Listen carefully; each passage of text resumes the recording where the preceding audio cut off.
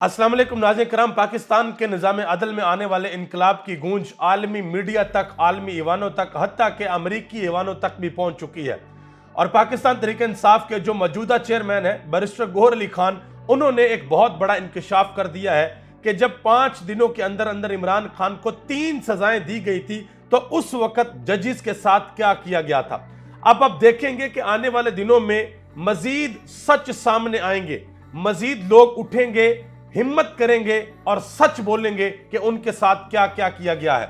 Barrister Gauhar Ali Khan ने कहा कि जिस वक्त इमरान खान को 5 दिनों के अंदर 3 सजाएं दी गई, इमरान खान को इद्दत वाले केस में भी सजा दे दी गई, तो उस वक्त एक जज साहब ने बैरिस्टर गौहर अली खान को यह बताया कि मुझे नहीं पता कि मेरे बच्चे कहां पर है।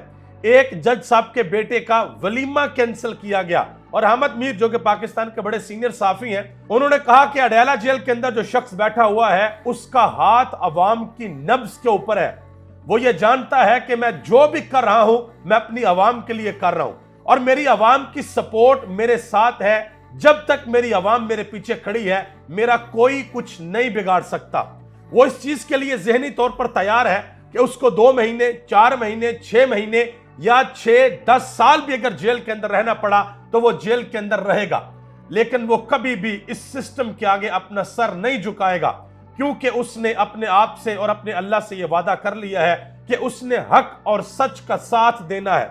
और आप यकीन करें कि जिस वक्त मुआशरे से कोई एक बंदा भी उठकर खड़ा हो जाता है, जब वो ये इरादा कर लेता है कि जो मर्जी हो जाए, मुझे जो भी कुर्बानी देनी पड़े मैं वो कुर्बानी दे दूंगा, लेकिन हक और सच का साथ नहीं छोड़ूंगा, तो उसकी एक जिंदा और जवेद मिसाल पाकिस्तान के मुआशरे में इमरान खान है।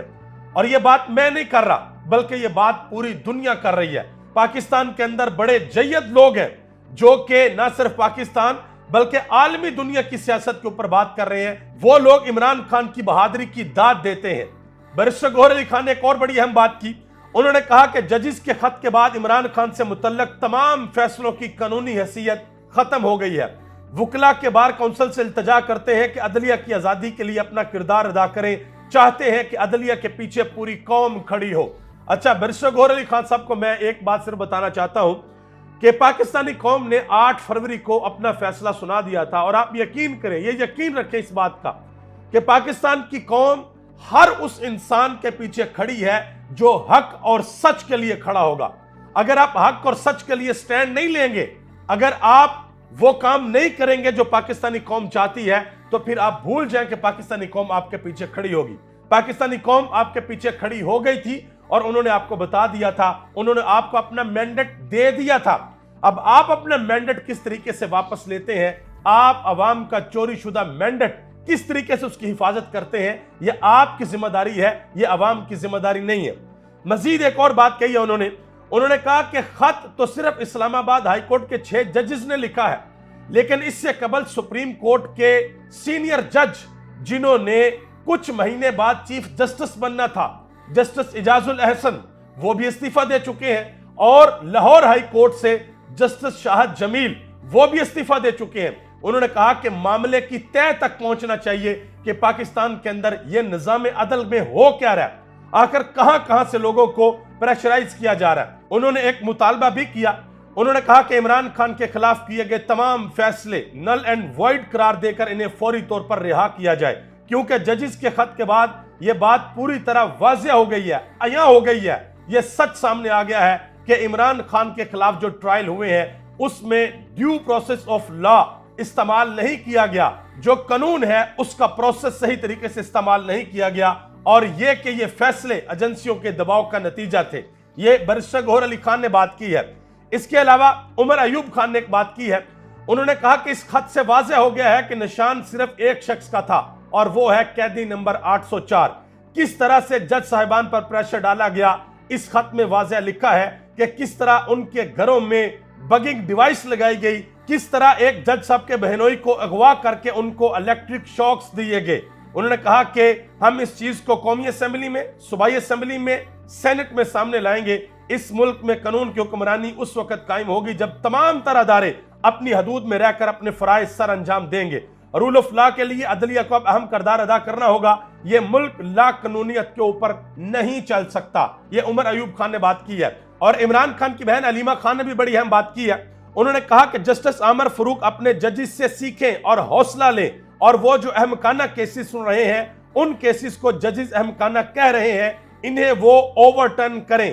خلائی مخلوق کے پریشر سے نکل کر کیسز کے فیصلے کیے جائیں. ہمیں اپنے ان ججز کے ساتھ کھڑا ہونا چاہیے جنہوں نے دلیری کی ہے, جنہوں نے ہمت کی ہے, جنہوں نے سچ کا ساتھ دیا ہے. لطیف کھوسہ نے بڑا اہم بیان دیا ہے. انہوں نے کہا کہ جو کچھ ججز نے لکھا ہے اگر سمجھیں تو وہ ایک چارج شیٹ ہے. اس خط کو بہت سنجیدگی سے دیکھنے کی ضرورت ہے. پاکستان تحریک انصاف کا موقف صحیح ثابت ہو گیا ہے کہ ہمیں بلڈوز کر کے سزائیں دی جا رہی ہیں جو بالکل انصاف کے اوپر مبنی نہیں ہے.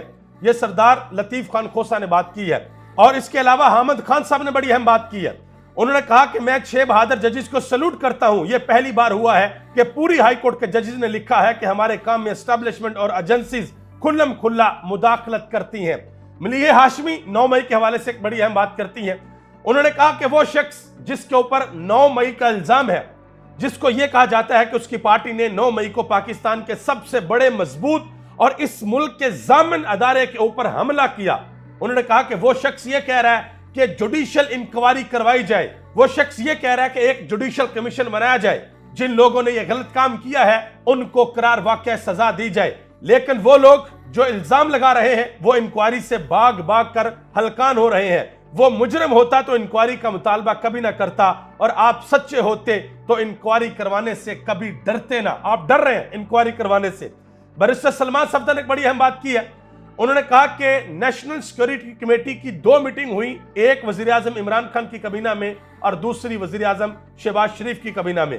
اسی میٹنگ میں آرمی کے ٹاپ کلاس بھی موجود تھے اور سب نے صاف صاف ڈیمارش کیا جو کہ ریکارڈ کے اوپر موجود ہے. اور اس کے علاوہ ایک اور بہت بڑا انکشاف ہو گیا ہے کہ عدالتی ریکارڈ کے مطابق جو سائفر کی کاپی ہے وہ تقریباً 9 جگہوں کے اوپر گئی ہے.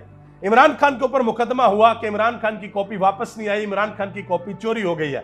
لیکن صرف ایک جگہ سے کاپی واپس آئی ہے اور وہ ہے صدر ہاؤس, پریزیڈنٹ ہاؤس, اور اس کے علاوہ کسی بھی جگہ سے کاپی واپس نہیں آئی.